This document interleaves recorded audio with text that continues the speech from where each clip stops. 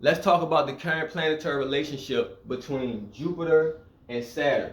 Right now, Jupiter and Saturn is forming a square aspect with each other.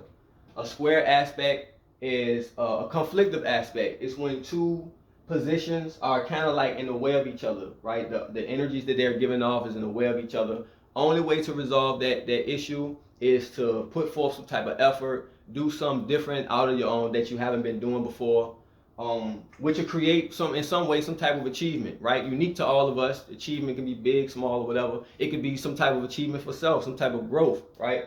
So of course, this aspect is going to affect all of us different. So the point of this is just to give a general understanding of the experiences that this aspect is giving off or stimulating in our life.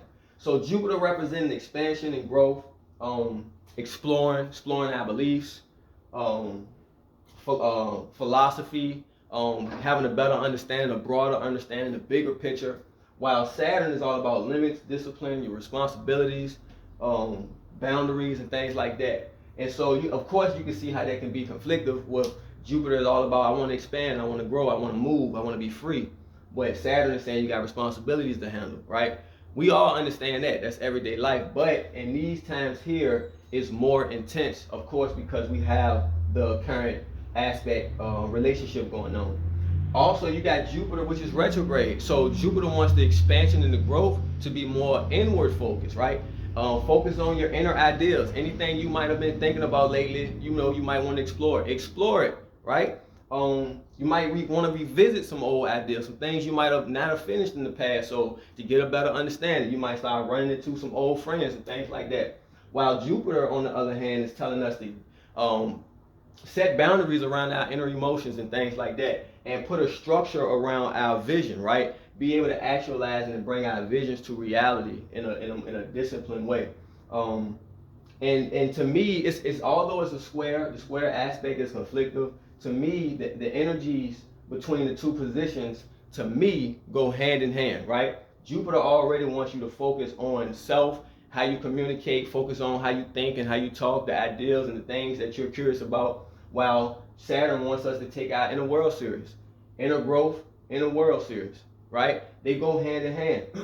And then just looking at the square between the position of Gemini and Pisces. Gemini is outgoing, communicating, sharing ideas, taking in ideas, learning, teaching, all that type of stuff.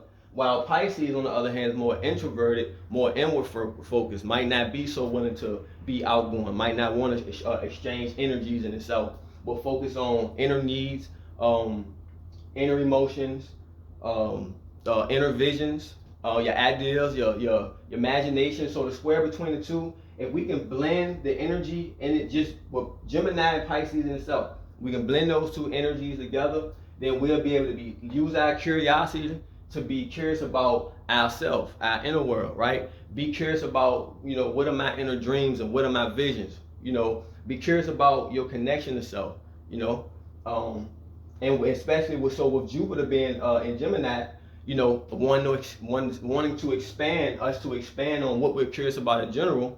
You can, if we learn to blend Jupiter's need for expansion in space with Saturn's need for discipline and responsibility, then the expansion will happen in a responsible way, right? Saturn also represents structure. So Jupiter could also help us to expand on our inner structure, right? Grow our inner structures, expand on our inner world in some way, right?